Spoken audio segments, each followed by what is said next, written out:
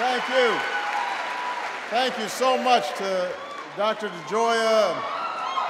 Thank you. Thank you very much. Thank you.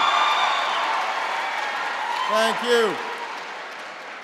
To Dr. DeGioia, thank you so much. To the entire Georgetown family. To my cabinet, who is working tirelessly each and every day on behalf of the American people, to members of Congress who are in attendance, to dignitaries and ambassadors, to tonight's honorees, to Coach. It is wonderful to be here this evening. It is a great privilege. Thank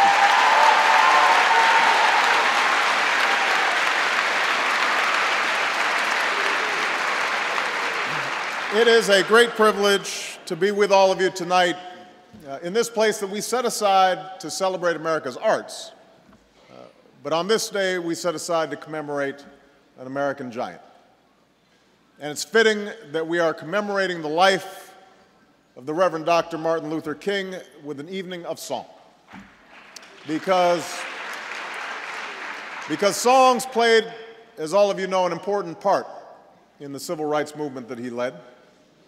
It's been said that during the civil rights movement, Dr. King and his associates would go around to different communities in the hopes of organizing and mobilizing them, and they'd know which were serious about the boycott, which had the discipline to actually help pull it off, if folks in those communities were singing freedom songs.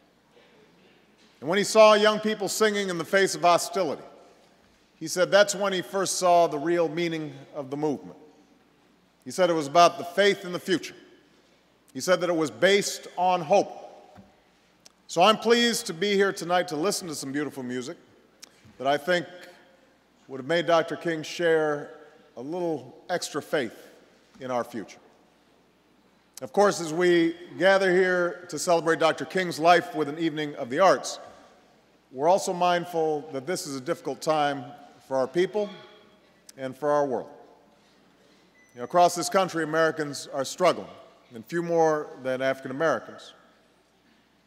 Those very same inheritors of progress sown by Dr. King and the civil rights movement, too many are struggling right now. Around the world, our sons and daughters are fighting two wars, and closer to home, our Haitian neighbors are in desperate need. Across an ocean, in Africa, many people are still living amid poverty and violence and disease, of the kind that Dikembe Mutombo, who's being honored here tonight, is attacking with the same ferocity with which he used to block shots in the NBA.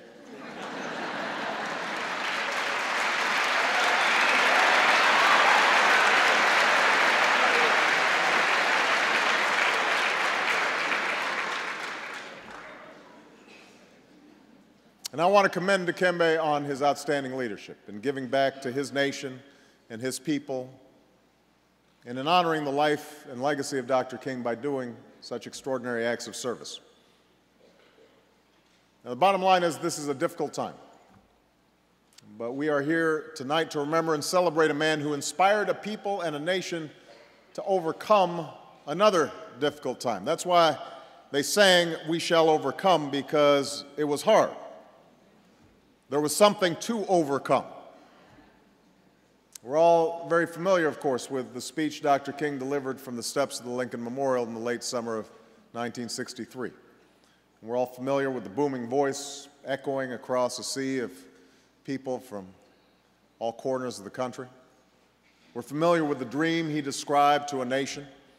But what I don't think we stop to reflect on enough is the strength it took to articulate that dream. It would have been easy for Dr. King to rise to that podium and preach a message of division or hate or blame somebody else. This is a man whose own life and whose own family had been the target of attacks, a man who had been beaten, a man who had been stabbed, a man who had been jailed, a man who had been denied his most basic rights, despite all the erudition, despite his fancy degrees,